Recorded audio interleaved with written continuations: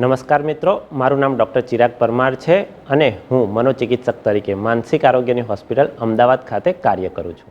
આજે આપણે વાત કરીશું ખેંચની સારવાર. ખેંચ એટલે કે એપિલેપ્સી, એની સારવાર કઈ રીતે કરી શકીએ. આની સારવારમાં સૌથી અગત્યનું પાસું છે કે ખેંચનું કારણ જાણવું. ઘણી ખરી વ્યક્તિઓમાં ખેંચનું ચોક્કસ કારણ જાણી શકાય છે. ખેંચનું કારણ જાણવા માટે ડૉક્ટર દ્વારા ઘણીવાર લોહીની તપાસ કે પછી મગજના ફોટા એટલે કે MRIની તપાસ કરાવવામાં આવતી હોય છે અને જો આવી તપાસમાં કોઈ યોગ્ય કારણ મળી રહે તો એ કારણનો ચોક્કસ ઇલાજ કરીને આપણે ખેંચનો યોગ્ય ઇલાજ કરી શકીએ છીએ. પરંતુ બધી જ વ્યક્તિઓ આટલી નસીબદાર હોતી નથી.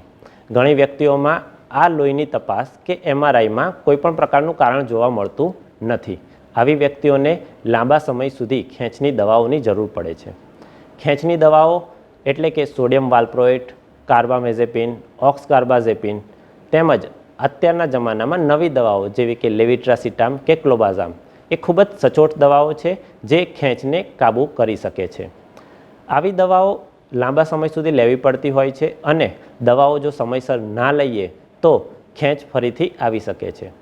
દવાઓ સમયસર લેવાનું મુખ્ય કારણ એ છે કે દવાઓનું લોહીમાં સપ્રમાણ જાળવવું જરૂરી છે.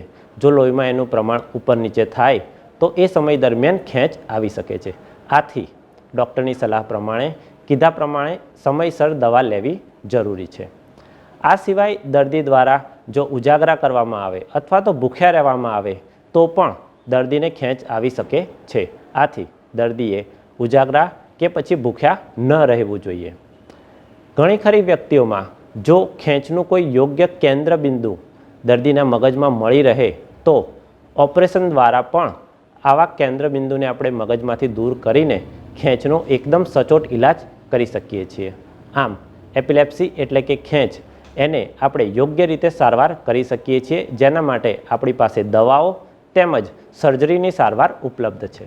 તો મિત્રો, આ માહિતી આપ અન્ય વ્યક્તિને પહોંચાડશો, કારણ કે ખેંચ એ એક મગજની શારીરિક બીમારી છે જેના માટે કોઈ પણ પ્રકારની અંધશ્રદ્ધા રાખવાની જરૂર નથી અને ખેંચનો સચોટ ઇલાજ આપણે ડૉક્ટર પાસે કરાવી શકીએ છીએ.